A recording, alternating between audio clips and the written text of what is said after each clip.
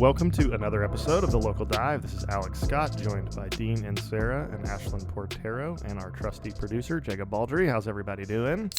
Hello. Doing great. Greetings. Dean will be refreshed soon. He's got lots of hydration Lots of items. beverages over there. Yeah, we got a LaCroix. We have a venti water and a Trenta ice green tea with no water and no sweetener, light ice. Triple filtered, reverse osmosis. A la mode. I'm glad you're hydrated. We'll let you leave to go to the bathroom halfway through. That will definitely happen, by the way. We are excited as we are now in the month of February to join the cultural trend and talk about all things dating, marriage, and relationships. So over the next few weeks, we will be spending some time on those various topics. But today, it's going to be all about dating. Yeah. Are you a Christian if you don't talk about relationships in February? No way. No way. You're at No least, way. You're at least not a culturally relevant one. Yes. So we are seeking to be culturally relevant. And as we... Like, you don't have your name engraved on your Bible. You're like that level Christian, if not. Or you're just like a contrarian, which I also appreciate. Well, we are not contrarian, so we are going to jump in and talk all things dating and relationships. The kind of couple of segments in the shallow end today, but the first thing is what are some things with modern dating culture that make your eyes roll? Oh, man. Where do I begin? No, I'm kidding. I'm trying to even think. Okay, I will say one. I think, and I'm not just speaking for myself here. I'm trying to speak on behalf of other people too. I think that it is very poor form to ask somebody out over social media. Like a direct message or like, Yes. Okay. Yes. Now, what if it's used to initiate an in-person or like phone call or something? I mean, if you don't have any other way of getting in contact with that person, then that's fine. I mean, Okay. to me, that's not really that different than email. But I would say, and from most people that I have talked to about this, like move it at least out of the DMs as quick as possible. Maybe if you can't handle offline, then that's, Yep. I don't Okay, so know. we're not allowing DMs to count as a text, as a similar thing. In my opinion, no. Now, how about just straight up texting? What do you think of that? Well, and see, I also feel like it's weird because like when I was in college or even like in my 20s, like I feel like maybe I would have had a different answer, but it's like I do most of my communication now like by email, or just like phone. And so it's also just not, I don't know. Producer Jacob, what would you say?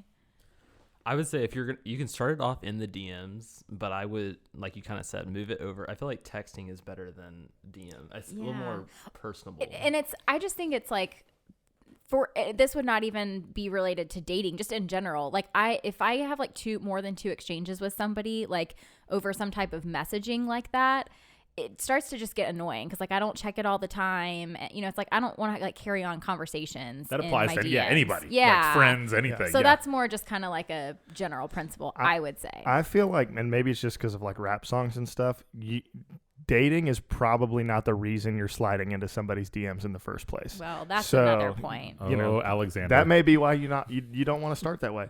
Okay. Yeah, but that's a whole different. That's a different That's a conversation. different conversation. Episode Different in a couple weeks. Yeah. Okay.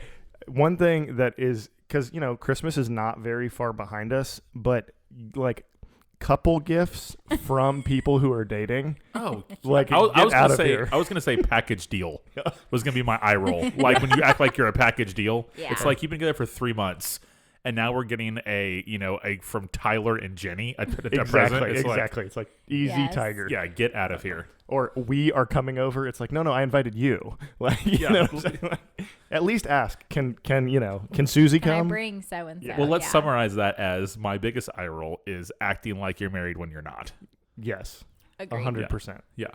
Which has a lot of nuance and a lot of ways that plays out. I would also say that would go for like, I don't mean this mean.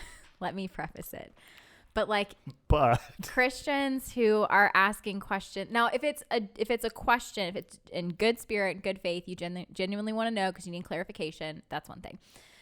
But like if you're really wrestling with like biblical submission and you've been dating for 3 months or something like that, like that's just not You're not married. Definitely You are not. You Yes. You do not have those obligations to one another. The Bible, so the Bible does not call women to submit to men, or girlfriends to submit to boyfriends. Right. Okay, Right. it's specifically wives and and husbands. right, yeah, or for men to love their girlfriends as Christ loved the church. Exactly. That doesn't apply there. Like you're allowed to break up. Like you can. Yes. That's another thing that can be problematic about this. On a more serious note, in the shallow end, is when people almost take the rules, for lack of a better way to put it, of marriage to dating. Mm-hmm. Right. But if like we were having, Alex and I were talking with somebody today about how if it's really bad, I just say this for later in this podcast, but if it's really bad and you have to always work on your relationship when you're dating, Yeah.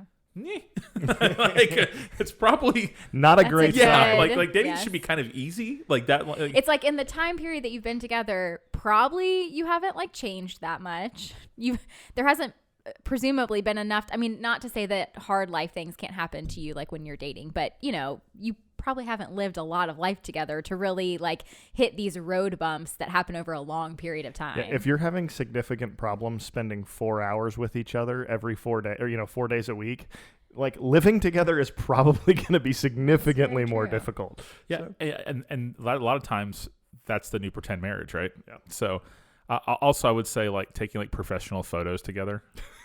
Is that a thing? It's a thing. I It's think definitely it a thing. is. Oh man, like what do you do with them? Well, and also, what is Like- professional these days? That's Because true. like phones, it kind of saves you. Because I feel like it's like photography is like so. I don't know. You can have a really nice iPhone and take really good pictures. Your friends go with filters. But if you, but I mean, if you hire somebody, I bought my friend's preset pack to make Have to make my Instagram Or if you look take like this. dramatic pics, like straight face, serious face, straight face pics when you're dating. It's like, which has been the weirdest development in wedding culture over the last decade, is serious face wedding photos. Yes. Used to be just like, smile, it's our wedding day. Now it's like, I'm pretending to be a model. but that's like back No. in the 1800s or Yeah. something. You Yeah. see everybody's faces and no one's smiling. Yeah, So everybody was- maybe it's just a I wouldn't be return. smiling if I lived in the 1800s either. They're miserable. Well, yeah, me neither, because women had like no rights. So Yeah, that's why she's stone cold. She's like, That's where it's this coming is from. gonna stink. yeah, now it's like you can smile. You just spent $100,000 on this wedding. This was arranged. You're I'm about not to- happy about You're it. about to go to Bali for your honeymoon. Any other This like really derailed Yeah. really quickly. any other eye rolls of dating? Yeah, the drama around it, like the pressure. Like if you just go, which kind of almost keeps people from being able to really keep it casual, because a lot of times your friends can be really immature, even though they're 30 or or 25 or whatever, 40, whatever it is, because like they find out you're going out with someone and you're just like, we're just like he wasn't dramatic about it. He just like asked me to go to get coffee with him. But then everybody makes you feel like it's almost like middle school kind of Yeah. thing. Oh, 100%. Yeah, and it makes you feel anxious, and it's like this thing, and I just think that's needs to. I don't know how we stop that, but that's gotta be stopped. Yes, definitely. Where almost now people have to keep it a secret almost, which I know sounds so juvenile, but they don't keep it a secret for a Yeah. little while just so they can get to know somebody for a few times before it blows up and gets pressure and dramatic and And I feel like in some ways that actually makes it more dramatic once it does come out, because it's like, what? I didn't know. Yeah. Right. And but okay. We'll jump back into the dating conversation in a second, but also this is going to be just before Valentine's Day, everybody's favorite can I holiday. add that to my eye rolls? Valentine's Day. Sorry. Just in general. In general. I was going to say, Dean, this is your favorite holiday. So, what is the like worst and best candy to get on Valentine's Day or give? I'm very seasonal with my candies, except for like your standard like Reese's or whatever. Like I love candy corns, but I only eat them during October, right? Like Fair. that's only time. That's So right. I'm telling you, those just classic little heart candy things. What are they even called? Just heart candies? Like, the little tiny ones? Candy hearts. like that say things on them. Yeah. Oh yeah. They're called candy hearts. Okay. I was thinking more Heart heart candy. So that I love those. I'm very picky. I pick the colors out I like. Like I'm that guy. Wow. Yeah. Yeah, of no course. surprise. Shocker. Yeah, I do that with jelly beans at Easter time too. But it's like, like, I'll take why are there only green and black and purple jelly beans left in here? It's like, oh, Sally Ashland, I don't know. But yeah, I know that's standard, but like I love those. I mean, I like eating chalk too. That was a little unnecessary. Sorry, at least it's flavored chalk, I guess. And they say nice things. They Like say nice things. Yeah. they make you feel good about yourself. Like I don't even know what they say. It's But like listening to a Stephen Furtick sermon. Oh my gosh. well, moving on. Okay. I would love to see like the heart candies of but I don't know, like a 2020 version of heart candies. We need like an honest heart candy. Is this day over yet? Yeah. I'm settling for you. How many days to flatten the curve? Question mark. honest my candy gosh. hearts. Honest candy hearts. Okay, Ashlyn, do you have a I'm trying to any think feelings about on holiday candy? I'm like for usually really Valentine's? opinionated about holiday candy, but I'm trying to think about beyond the candy hearts. Like what are specific Like a I'm like box of heart-shaped chocolates. chocolate. Like Yeah. a box of Yeah. chocolates. Those always kind of have sort of like a waxy taste to them. I mean, I'm not too good for them, but like, you Well- know, it's like how did Russell Stover produce this last year? Russell Stover. There you go. That's Valentine's Day Yes, candy. Yeah. You know? and I feel like every time I bite into a Russell Stover, I'm just disappointed. Yeah. Because I look at the back and I'm like, ooh, which one do I want? And somebody's picked like the caramel one or the nougat one, and so it's like, you know, Like raspberry it's like cream filling. coconut or raspberry cream, and I'm like, oh, maybe raspberry cream will be good. And you take a bite into it, and it's like oddly like jelly filled, and you're just like, this is gross and it's weird, and the chocolate's not even very good. And But you know what is the worst? And this is true for any holiday, but I feel like I see these at Valentine's. Like a chocolate heart or like at Easter when it's like a chocolate bunny, but it's hollow inside. yes, Like, what? Yeah. No. Not a fan. Not a fan at all. It's not like the promise of chocolate and then just like air. No, it's like fill that thing in. I just want regular candy in pink wrappers. So give me like a Reese's Yes. that's pink. Right. I'm good So, with that. so y'all are you for Colin? For our listeners, Alex's son of by the time you listen, that's about 2 months. Yep. Is he gonna like wear like this is my first Valentine's Day onesie? If he is, we'd have to go buy it. Yeah. So I don't think so. Okay, just remember he's a boy. Yeah. Okay, just I was just, just a little tip. I was just A little about tip to from say, Uncle Dean. He also won't be in pink because he's a boy. But yeah, I'm gonna go no because we don't really do Valentine's Day. Like we look at each other and go, we love you too. All right, sweet. Quinn and Kylie Cook, who are members of our church, they go every year on Valentine's Day to Waffle House, Oh, that's fun. and I fun. randomly love that. Yeah, that's Yeah. cool. That's not making. fun thing. I would guess Pat Scott, Alex's mom, would go way into Valentine's Day decorations. She Like, did- is her house like go all in? Well, it's not just Valentine's Day. It's just like everything. If there's a reason to celebrate, Pat is celebrating. Yeah, she had like a party for So- some Scottish Scottish poet Robert Burns. Oh, yeah. birthday or Um, something Yeah, I think it's like his birthday every year. I don't know, but every year. Oh, Yeah, well, yeah. imagine that. Meat pies and brighties.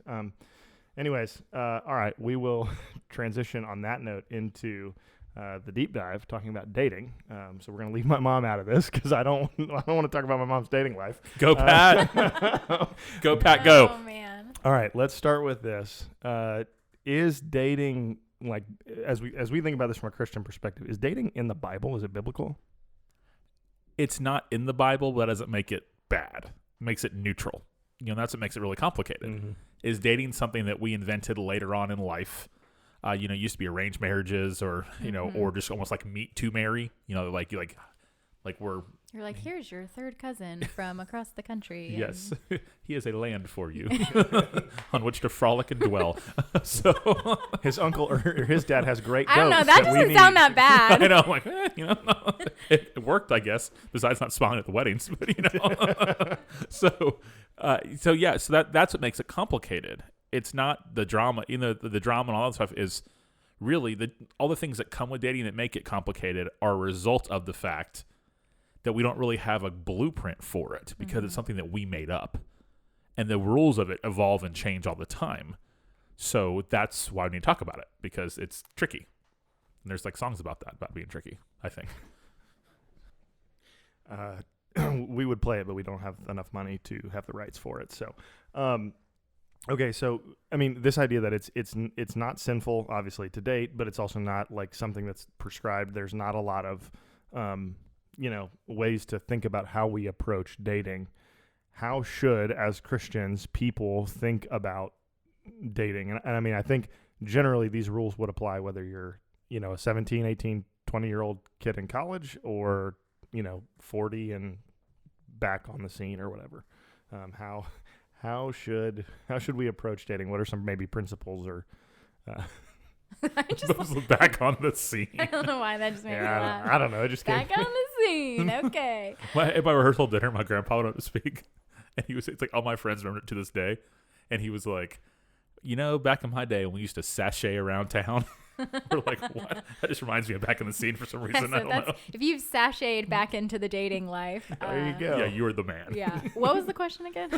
Just what are some principles on how to approach dating and how we should think about it?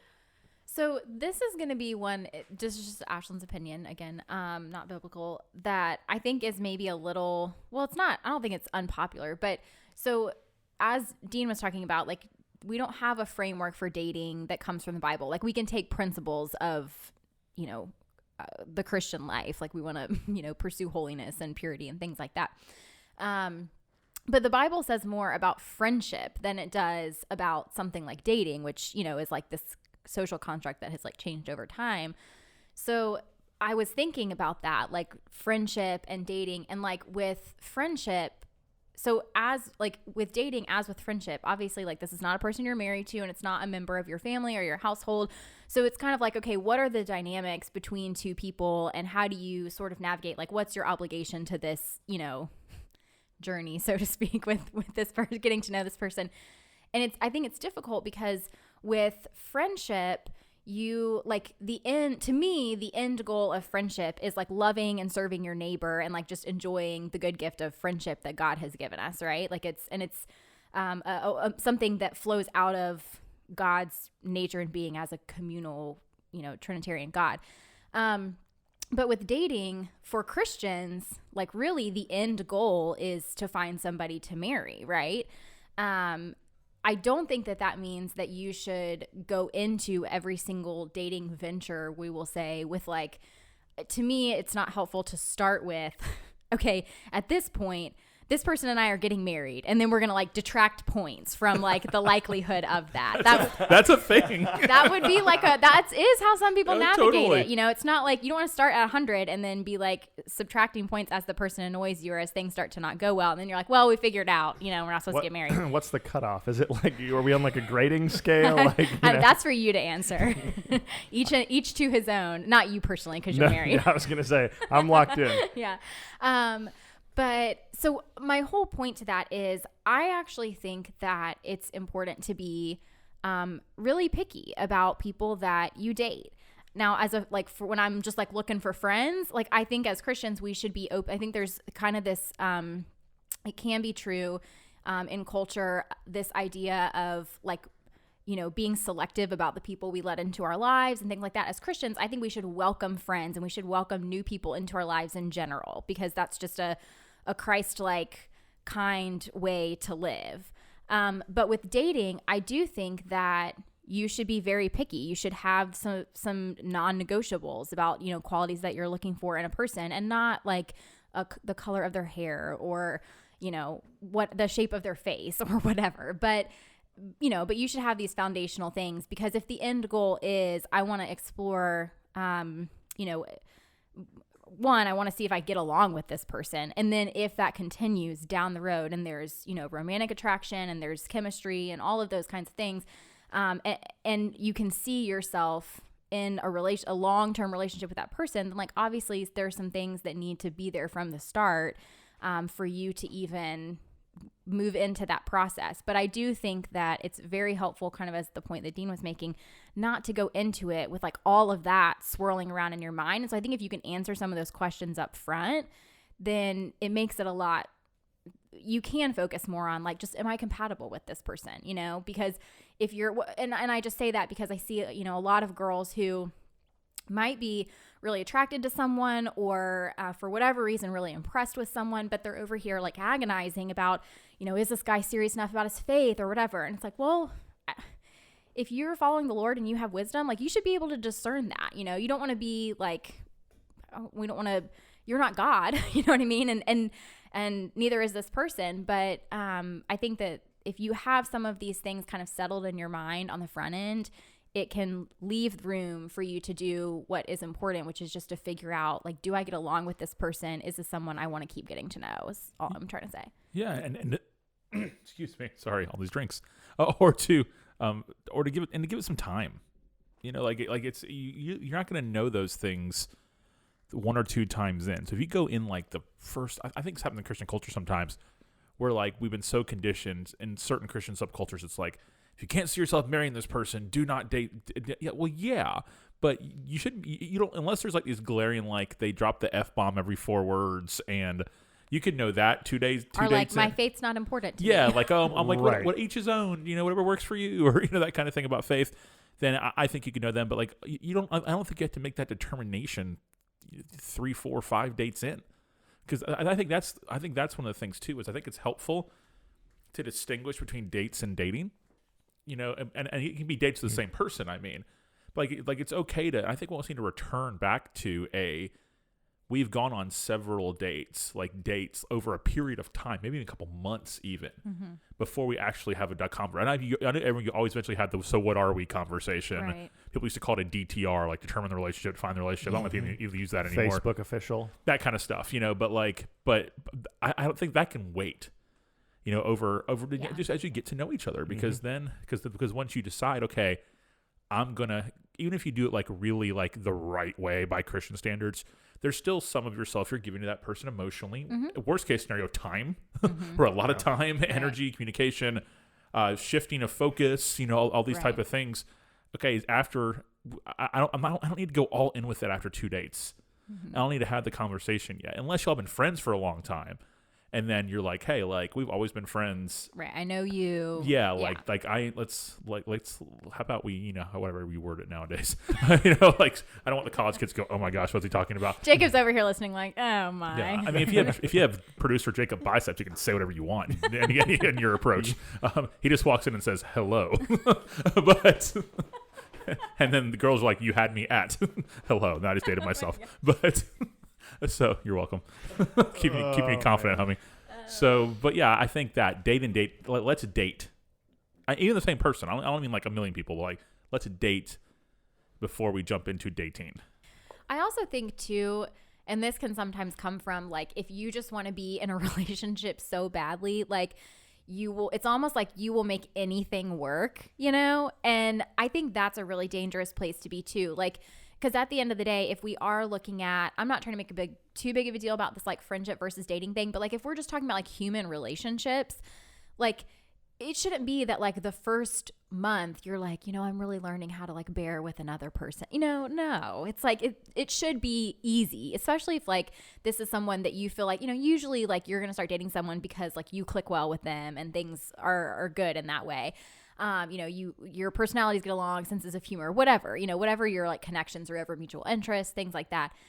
And so it shouldn't be this like big dramatic, I don't know, debate in your mind, or like you should just be able to have fun together at first. And I think that's, if there's not that like sense of lightness and like ease there, especially right away, then I would say like there's plenty of fish in the sea.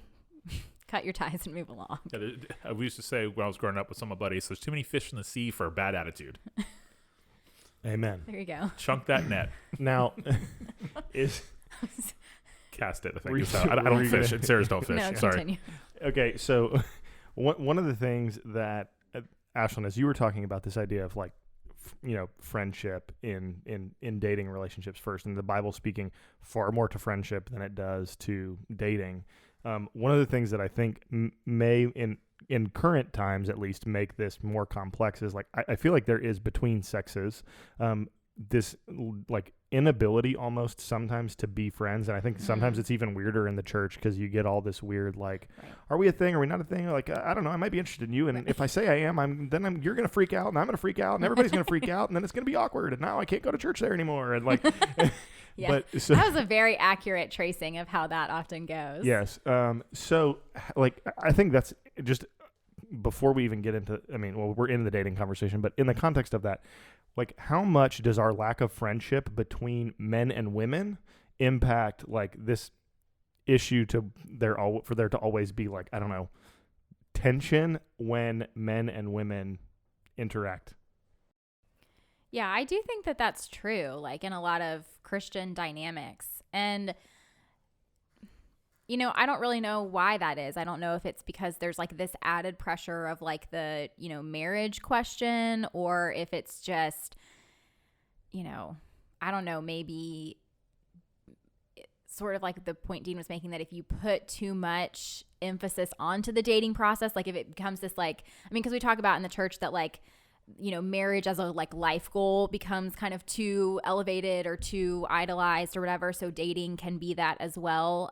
So maybe it's just, there's kind of always in the back of your mind, like that question of like, how, you know, how is this defined, you know, but I think that can also maybe just come from, you know, I don't know, it could just be like personal insecurity too. You know what I mean? That if that's something that is like such a fixture in your mind, that you're always like wondering, like, this person was nice to me. Do they like me? Are they going to ask me out? You know, it's like, that's kind of like a self-centered way of living, to be honest. And we all do that, but, yeah, I don't know. But that's definitely true. Like there is that kind of weird tension there, for a lot of people. So yeah, I feel like it's multiplied. I mean, it's probably outside of the church. I just feel like it's multiplied in the church, because I do think, I mean, people are like, oh my gosh, I have to find my spouse, I have to find my whatever, you know, and it's like, then it's like every interaction with the opposite sex is, you know, do they like me? Are they into me? I don't know. Well, and I also think that, and I'm speaking specifically to Christians here, so I don't necessarily know. I'd be curious to know like what a non-Christian would say about this. I'm sure that this would be true too in other spheres, but I also think that as Christians, like sometimes we like make a really big deal out of singleness. And so it's like, I've chosen to be single for this season to figure out some things in my life, or, you know, whatever it is. And that may be true, but like, it doesn't need to be this like thing, you know, if you have realized as a person, and for whatever season and things you got going on in your life and your head and your heart and all those things, that like it's a good time for you to be single at that time, that's fine, but it doesn't need to be this like whole thing. And so because of that, I think like we can just be really always concerned with, you know, what our relationship status is. And maybe, I don't know if it is because like marriage is like hovering over that too, but I think, and I don't know, all of this is interesting too, because I think most people, and I just talked to, you know, girls who are, you know, mostly younger than me, but really just women in general. Like, I think most people kind of, you know, go through at least like maybe their 20s, like assuming that they're going to get married, you know, really quickly. And so I don't know too, if it's just like we have all these assumptions in our mind. So I don't even know where I was going with that, but I think it's just, yeah, Christians can make a big deal out of like what their relationship status is, as opposed to, again, making it more about, you know, if marriage is something that Lord has called me to, or, you know, that happens for my life, then, you know, it's going to be with a legit person. And the point of dating is to figure out whether, you know, said person that I'm dating is that person or not, and just kind of going from there. It's good. No, I think that was really well said. Yeah, I think in some segments of like kind of single Christian social media, that's more kind of in the writer, thought leader kind of world, publisher kind of world, it can be really dramatic. You know, it's like almost like identity. Your identity is letting people know that you're fine being single. Mm-hmm. It really is, you know.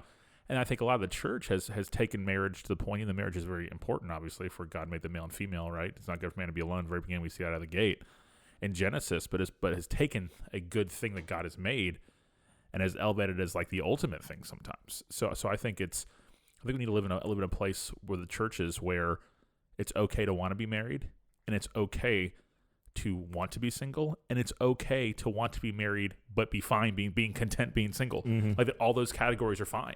Yeah. You know, and so that's why we need to just chill out with people in those places. Like the single person doesn't need to ask, like be asked every time you see them, you dating anybody? You have any boyfriend? They'll tell you. Yeah. You know? Yeah, maybe they want to have a boyfriend, they just haven't met somebody yet, or a girlfriend, or maybe they're just not ready right now, not a place in their life. They see what's in front of them. I think churches can function as a small town. And that's where the tensions come from sometimes, Alex, you're talking about. Yeah. So it's a good thing to have that small town feel of a church. Because people are know people, but that can also bring with it small town gossip and the neighbors. And I think it reveals like how much we attach our relationship status to our identity in that sense. Because if, you know, one of the first things that you're always asking someone is about, you know, because I don't know, I'm not married, but I would think that if somebody who you like casually knew, if one of the first questions they asked you every single time they saw you was like, how's your marriage? What's going on in your marriage right now? That, to me personally, that would feel a little invasive to someone who's not like a close friend who knows what's going on in my life. That'd you know what I mean? Easy tiger status. Yeah. And so I do think that we have this kind of weird concept of just, again, not as Christians, we're not, we don't want private closed off lives, but like you can keep some things personal, and you don't owe explanations for everything in that sense. And so I definitely just think it also reveals how many people are given to kind of filtering their life sort of through the lens of like a relationship status. I think that's a very real thing. So one of the things, I think, Ashlyn, maybe you mentioned it earlier too, but in this idea of dating is sort of pursuing holiness and, trying to, like, there's very clear instruction on the Christian life, and that can be applied to a dating relationship. And so, like, as we think about pursuing holiness and purity, that oftentimes will set relationships up, if they don't end in marriage, to end well, because they kind of are breaking up what I would say is regret free. Can you guys tease that out on how that actually plays out within the context of a relationship? Yeah, well, one, we can't be ashamed of Christian sexual ethics. We can have issue with some of how Christian culture has responded to that in the church, but in terms of just what are biblical sexual ethics, like, we can't be ashamed of those things. And again, like, I'm not the one, like, I've used this before in a sermon. I don't know who came up there first, but it wasn't me, but I wasn't quoting anybody. It's just like a thing that's a million people have said. So I guess you say Spurgeon. That's what everybody does. It wasn't him, but it's talking about the issue of doing permanent things with temporary people. Yeah. Mm-hmm. And that's an issue of a sexual relationship, is that context. And that's what that is, So I think that's where the extra angst, emotions, anytime you break up, it's going to be sad for somebody, right? It's going to be a bummer. They're going to be hurt feelings or mad, or, unless you went out on a couple dates, right? Then it's going to be still an awkward conversation if you don't want to go on the fourth date. But like at the same time, no one's life is over. Yeah. Like no one feels devastated or like they've been taken advantage of, or maybe you're just out a few $100, a couple dinners or whatever. It stinks if you like the guy or you like the girl, but but there's not that, like you said, regret-free dating means that I'm not really doing those permanent things, as the Bible would call one flesh union, right? Mm-hmm. And so I think it's just being intentional and wise there.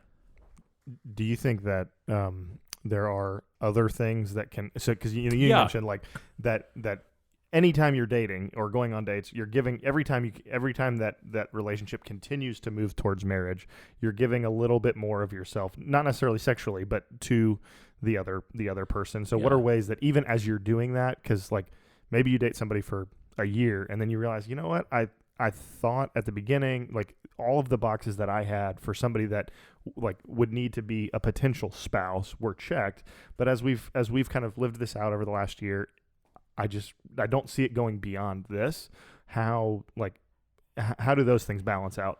I think that can be really hard because, if you were really fully like relationally connected in that 1 year, like together all the time, doing, full speed ahead in terms of like package deals I've talked about earlier, that a 1 year relationship would probably be, right?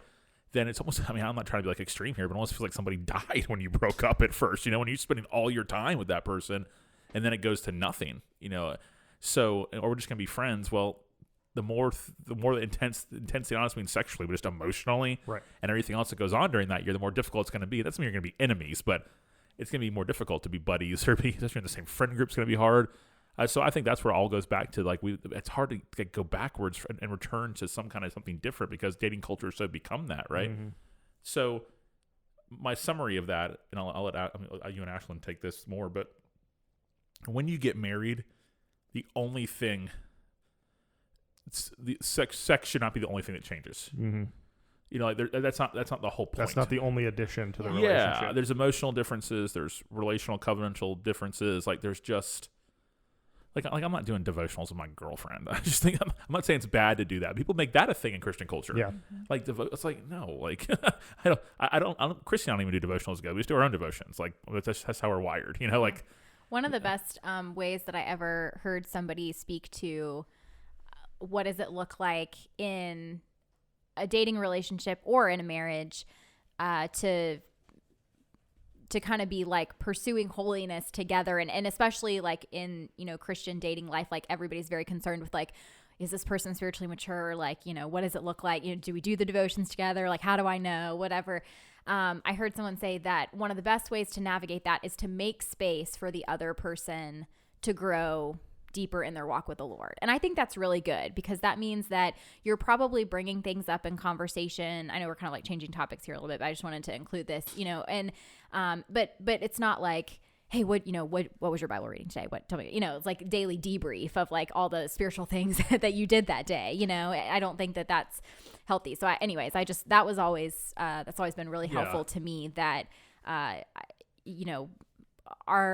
our actions and like our lives are like an outpouring of, I think where our hearts are before the Lord. And so I think you should start to see those things in someone, Yeah. And I think you can have regret-free dating without but at the same time, it not be pain-free, if you break up. That's a good way to put so like, I think there is some things that you have to distinguish to say, you know what, like I gave a year of my time and my energy and, relational investment to that person. And the fact that that's like, maybe, it's like, I saw that continuing, they broke up, they broke it off. Man, that hurts. Like that's painful. But at the same time, I can stand there and look at it objectively and say, I don't regret that time, even though it hurt me, Yeah. Especially if the person's legit. Yeah. It's a long time ago, not to be weird, but like, there's like girlfriends I dated that I think very fondly of today as people, as individuals, and like respect them and, those type of things, because there wasn't this like awful throwing, grenades, ugly breakup or anything like that. Yeah, it stunk, but like, the respect level was there and those type of things. I was going to say something and then I forgot Okay. Oh, no, I know what I was going to say. I Go remembered it. Kind of coming back again to this sort of like thinking about dating in light of like friendship principles as well. You think about like, what if after a year, all of a sudden, like you lost a friend in some way? That in some ways would, I hope, be even more painful than a dating relationship, because this is just the honest truth of how it usually happens. Usually, like at the reason you break up is because something went wrong, right? Yeah, so sure. like somebody decides like, I don't want to be around you anymore, or we have fundamental differences about X, Y, and Z beliefs that are non-negotiable, that aren't gonna, our lives aren't heading in the same direction. Whatever it is, there's like some glitch that happens. Caught you making out with my cousin, right? Things all like that. of the above. Gosh. I was gonna say, I'm not even going to ask about that. It's like a Carrie Underwood song or something. But so that's kind of like an interesting piece of it too, is that I think, to your point, Alex, about like there doesn't have to be deep regret, even if there's deep pain. That's, the ceasing of any kind of like meaningful relationship is going to be painful. Yeah. But again, that also, I think, happens in proportion to the time spent together and like the level of intimacy. And I don't just mean sexual intimacy, but relational intimacy in the friendship. It's like that. If you have been dating someone for 3 weeks, it shouldn't be the end of the world. And in fact, I would say, going back to the question about pursuing holiness, and sexual purity being part of that, but not even the whole part. If you are dating someone and that is like that begins to occupy the primary space in your mind, and again, you start to look at everything in life through the lens of that person, when you're not at the place to be asking some of those, major questions, like basing other life decisions on that person, or, even doing your holidays and your joint couple stuff and, and whatever, then I would say that also is that is taking too much space in your life. And so I think that's a major struggle, and something that takes a lot of wisdom and growth and just like personal maturity to get better at giving things the right amount of space in your life. Because you think about your spouse as compared to the person you've been dating for 3 weeks, like that there should be differences there in terms of the space that they occupy in your mind and your life. That's really good. You know what else too is that, and I used a year as hypothetical, just like an example, and you weren't being literal with that. But as Christians, and not the world, as believers, if you've now been dating somebody exclusively for a year, like you probably are at the point where it's like, okay, what's happening? Are we going forward? Unless, like you said, usually something bad happens, but are we going forward as in like, is a ring in the future, not even a ring, a date, like a wedding or a marriage, even more than that?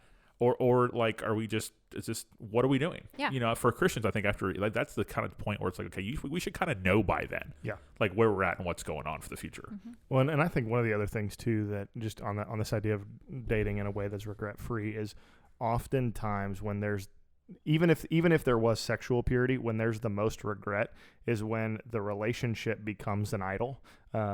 You know, and so it's like talking about kind of leaving space for them to grow in the Lord. Like you almost, like you're not even worried about your own growth in the Lord at that point, but you're just worried about like, I need to keep this thing. Yeah, because it becomes everything. Yeah, because I so want to be married. Sometimes it's maybe not even to that person, you know, and it's more that the relationship ended, not that like I'm no longer in a relationship with this person. And so I just think, I mean, and that's something that like we always have to do with a lot of areas of our life, is to make sure that something that the Lord has given us is not becoming ultimate and becoming a God, a little g God. But that's a way, I think, to sort of protect your own heart in the dating relationship. One of the things that was mentioned earlier too was, Dean, you said like you don't have to know where like the person stands on every single kind of nuanced thing their first, second, third date. How important for Christian, like, so I'm gonna just thinking about Christians right now, like at a minimum you should be dating another Christian. How important are theological differences in the dating relationship, and at what like maybe what are some things where it's like, okay, you see this way, I see this way, we shouldn't continue? And I mean, maybe there's probably lots of different like stages, but I don't know how important like is someone's soteriology, you know? Or for me, it's everything. But no, you're an Arminian. Next, I do not choose you. You may choose me, but you are not chosen. Sorry. You know, but I think are we leaving that in here? I'm sorry. Yeah, absolutely. No, so I think of you know, something like, first of all, back to the faith in general, that if you date someone who's not a Christian, I understand that something maybe got you wrapped up in that. I get all. What you're functionally saying, even if you don't mean it, is that faith doesn't matter. Mm-hmm. That what attracts me to this person is all the things of the world: looks, personality, fun together, job, whatever it might be. That's what you're saying. The faith doesn't matter. So you have to have like a gut check time with that. There's no way around that. There's zero way around that question. It's also not your job to be the hero.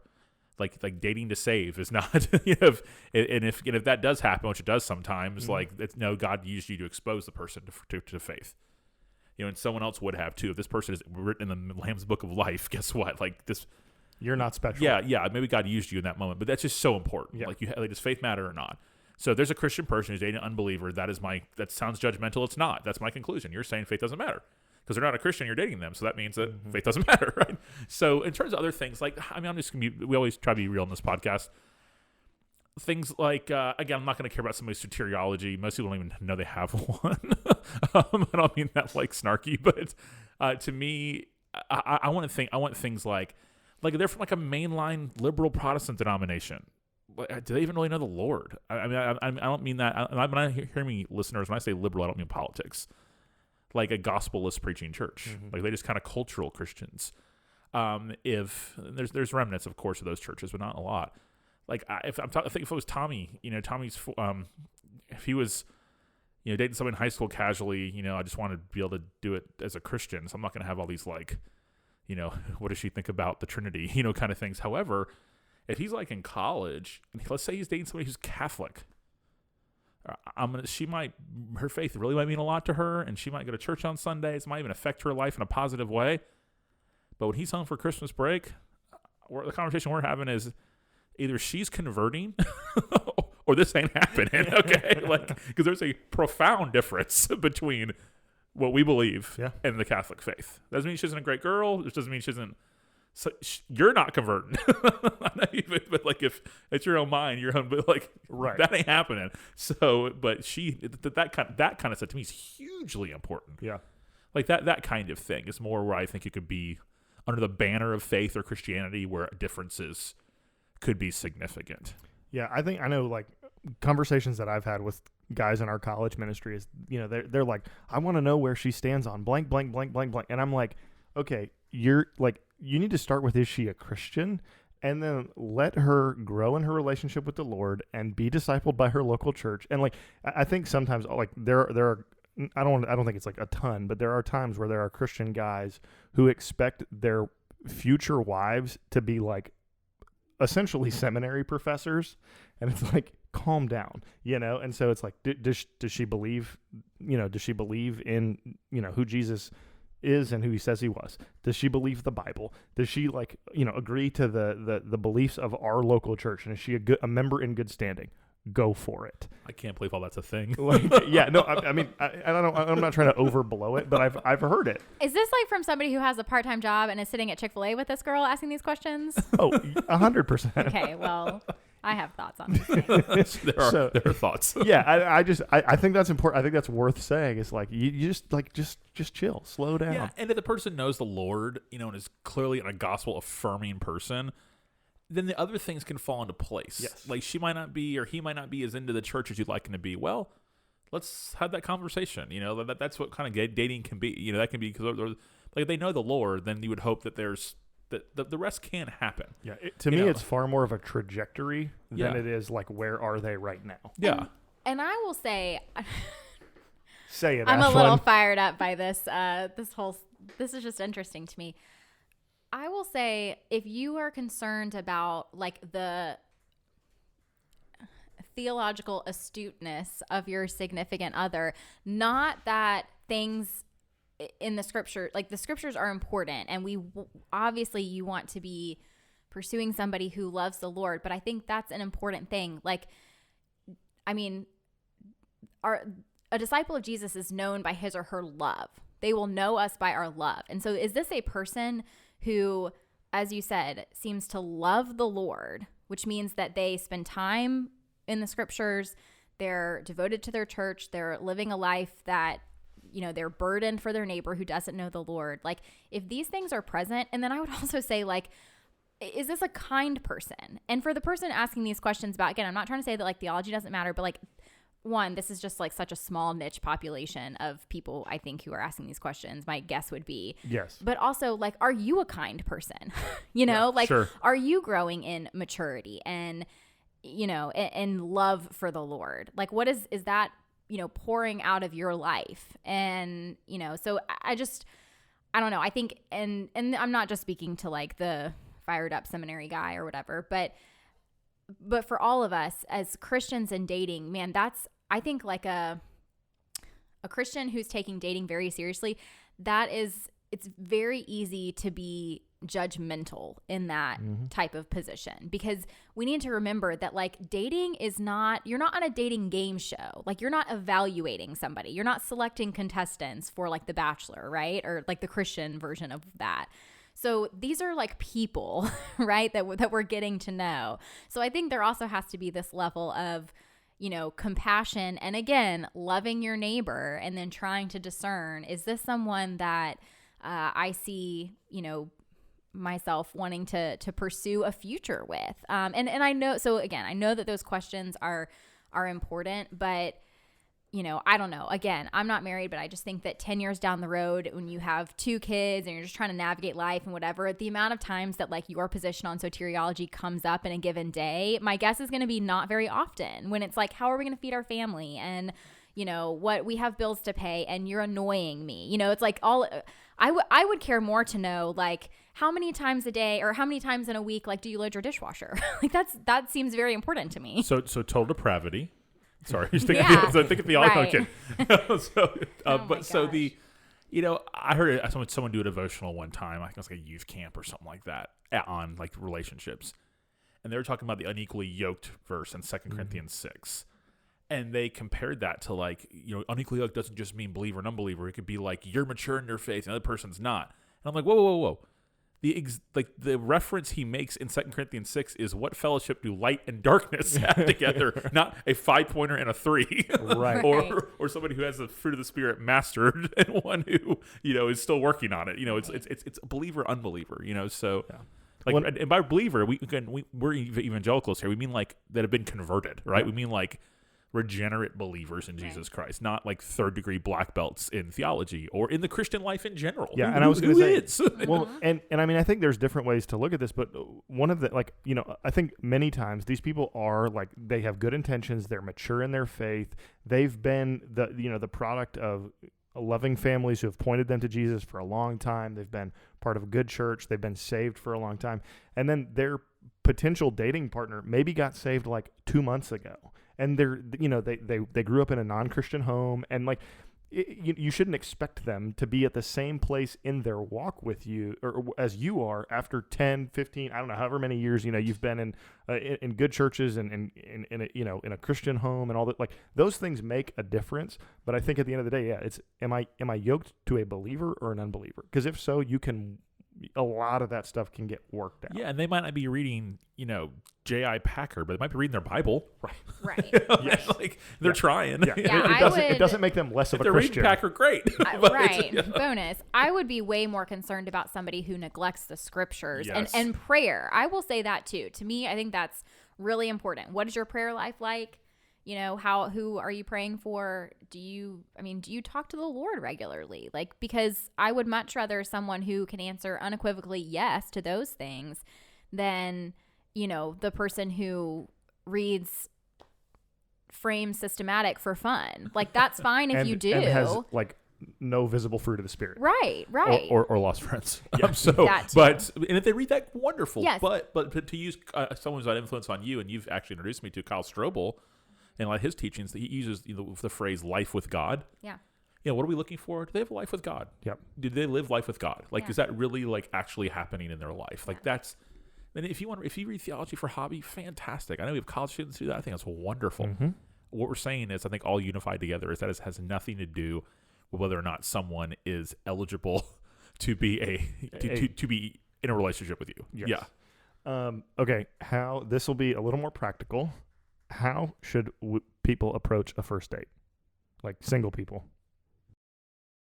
So my first thought, and I think this is kind of timeless here, is to be very straightforward about what it is. Yes. I think that's important. You're in a bad place out of the gate if she thinks it's like maybe even more than just her, like some friends going to lunch, or him or whoever, or thinks it's just like, hey, we're in the same city group and we laugh sometimes together, so we're going to meet at Starbucks, and you have declared it a date, like in your mind. I don't know what that moment looks like necessarily, but I would think that would be a very awkward place to be. Yes, your intentions should be stated, not in like not overstated either. It's not like, hey, I think I might want to marry you. Would you like to go get coffee tomorrow? Yeah. So instead, maybe saying, no, hey, thanks. I just moved. So Jacob, what's the line? Is it like, hey, I want to go get coffee sometime, or is it like, hey, I'd like to take you out? Can we go meet for coffee? Like, what did you use that part in there? Like the context of like taking you out? Yeah, I would say use the word date. So like you don't necessarily have to say I want to take you out on a date, or just say, can we go get coffee? Can we go have a coffee date? Or okay. I would like to take you on a coffee date. So the date word was used. I think the date word is very important. So that communicates that you're both on the same page. As opposed to, hey, can I take you on a coffee, buddy? Or something like that. Can I stay in the friend zone over coffee? Can we have a friend zone coffee? Pal. Do you pay for friend zone coffee? I don't know. Scan that out, baby. Starbucks. Any other like thoughts on how to approach a first date? Right? I mean, intentions matter. Yeah, I think like being clear about what it is. And I mean, I don't know. I'm trying to think about. Yeah, you don't want to be like confusing, but I also think that like most people are, well, perceptive up to a point maybe. So clear is probably best. And do you know it's coming? I mean, like, has there been enough stuff, like innocent stuff? I think that's weird to me. I think if this is just because, and especially like, because I hear other people talk about this too. It's like if you've like, if you've like followed the person on social media and then you like 4 things on their LinkedIn and all of a sudden you're slowly like coming out of the woodwork, it's like if you're just like increasingly making yourself more present and visible. So don't like the photo from 3 years ago on Instagram. Gosh, no. That you need to just unfollow and like cut your losses if that happens to you.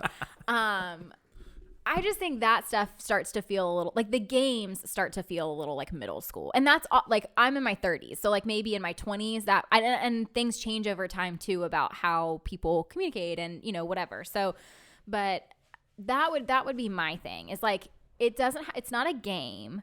Like it's just getting to know a person. And so you don't need like, this isn't asking someone to prom. You don't need like a big build up to make it happen. Like if you've settled in your mind that you like this person and you just want to get to know them, then like do what you would do. Again, if you were looking at a friend and you were like, hey, I think that person's cool, I'm going to ask them to go to lunch or whatever. Like that's fine. It doesn't need to be this big like orchestration of, because most people have gone on a date before. I'm not saying if you haven't, it's okay. There's nothing wrong with you. But like, I don't know. So I would think that being a girl in this moment would be difficult sometimes.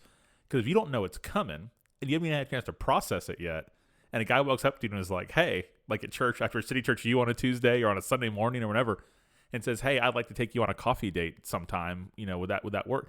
Like you only have like a second to decide on the fly. It is very tough. Or if you made your mind up before, like how does that even work? Yeah, like, I mean, because like, is there ever a thing where this doesn't happen to me? I was a stud. So, but like, is your policy in that moment just say no? Is it one of those? Is it one of those things where you like can say yes, and then if you think about it, you go home like, ooh, I don't really see him that way. Do you let them know and cancel?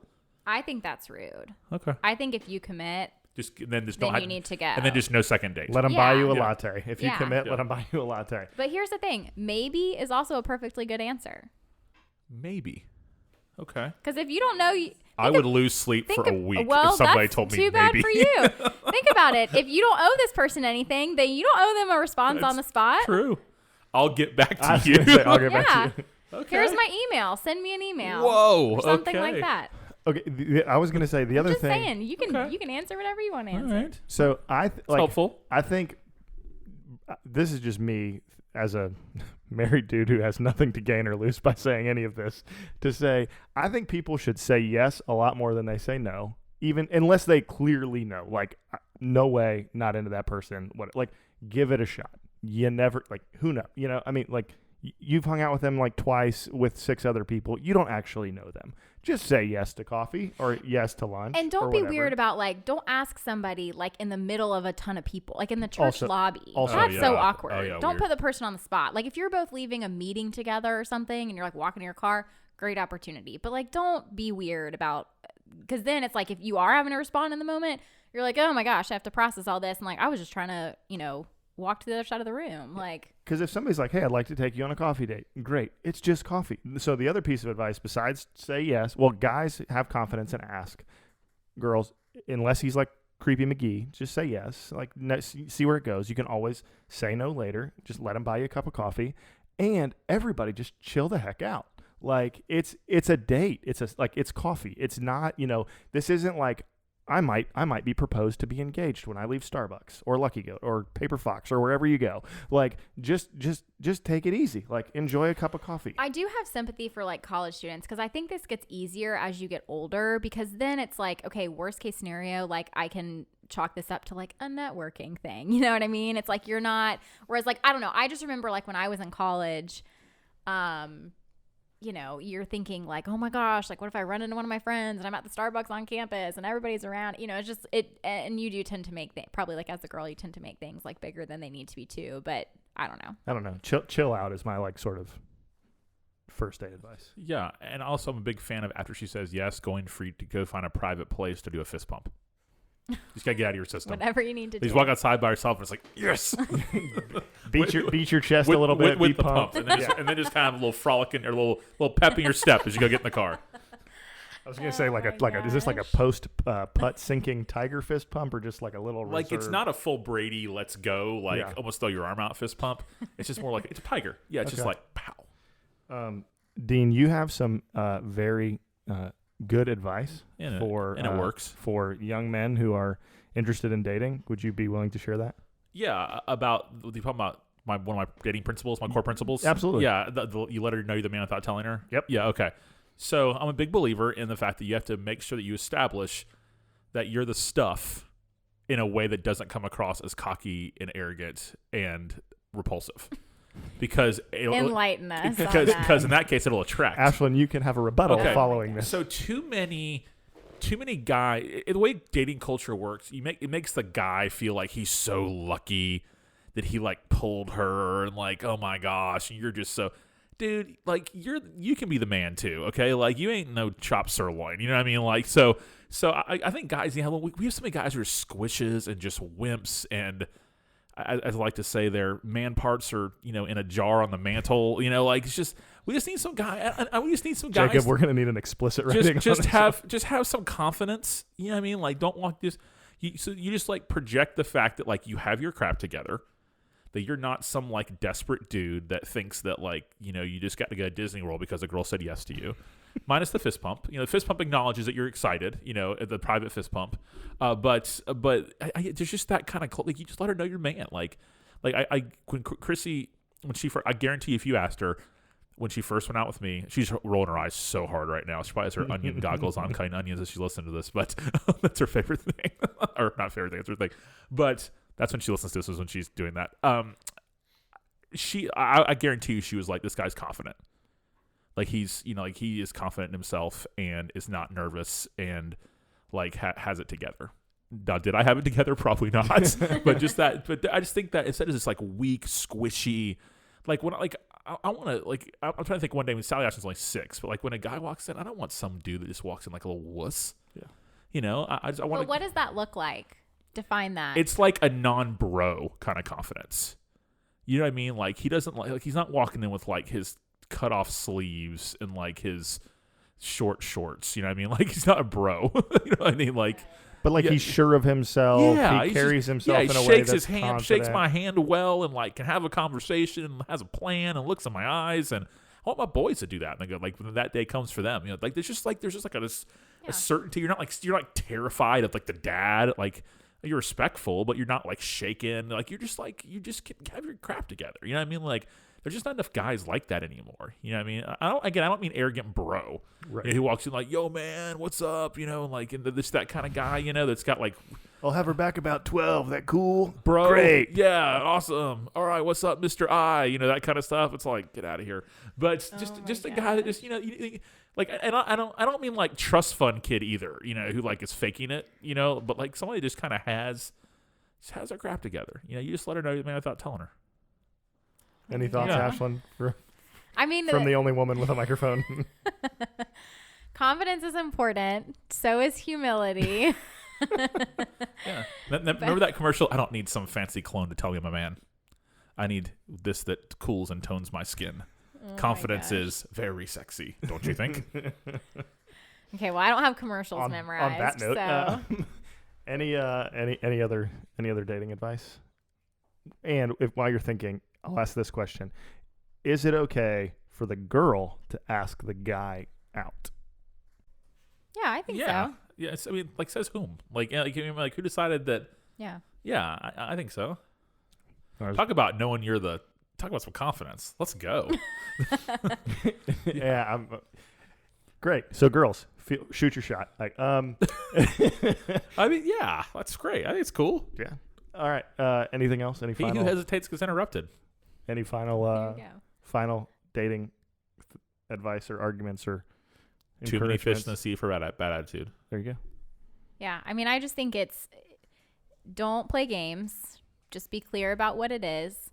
And I think it's also okay to say like, yeah, I think we're I think dating's always gonna be like a big thing, because just in our culture, like relationships are a big deal. Dating is like, that's why we're having this conversation. It's a whole culture. So like be realistic and just know that like that's part of it, and the awkwardness is part of it, and all that stuff. And like nobody enjoys that, but you do enjoy getting to know a person that you like. So that's, you have to kind of keep that the main focus. Don't be a squish. Don't be a squish. All right.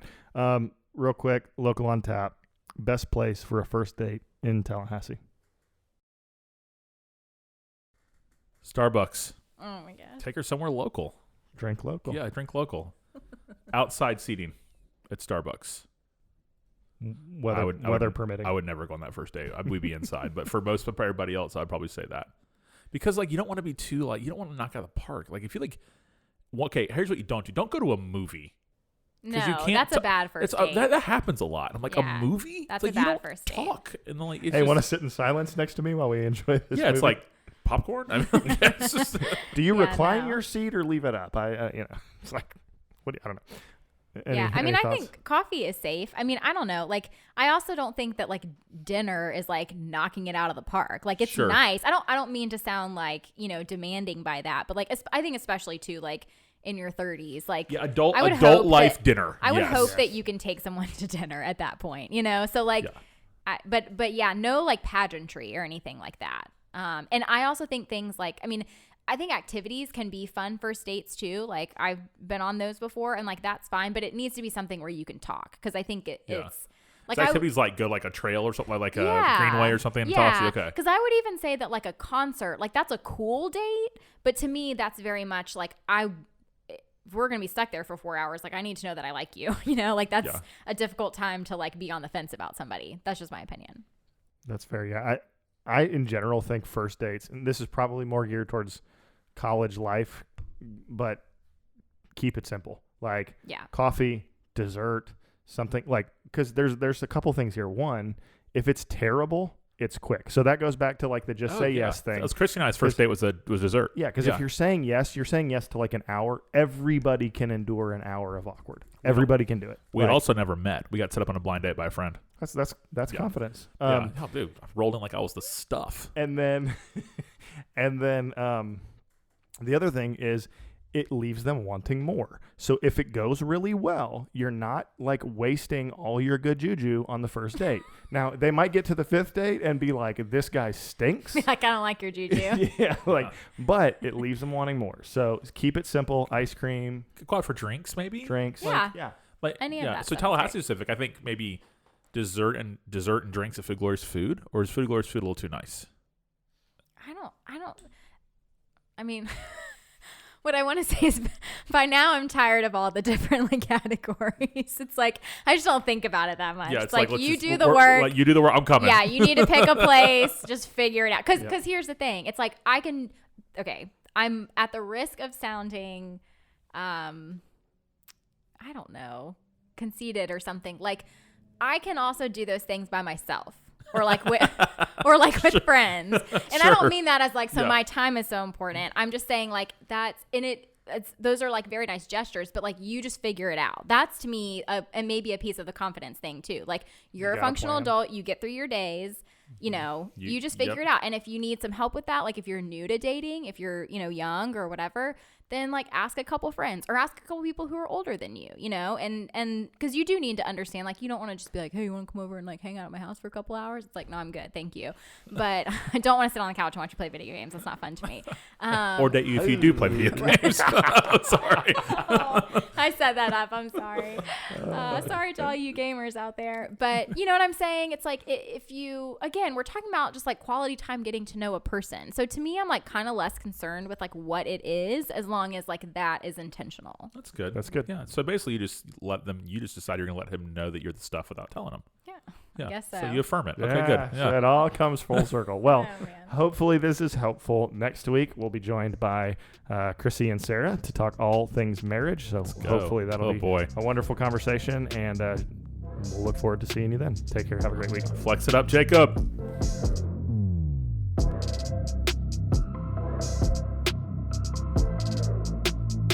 Thanks for listening to The Local Dive, a podcast diving into the deep and shallow musings about Christ, the church, and culture.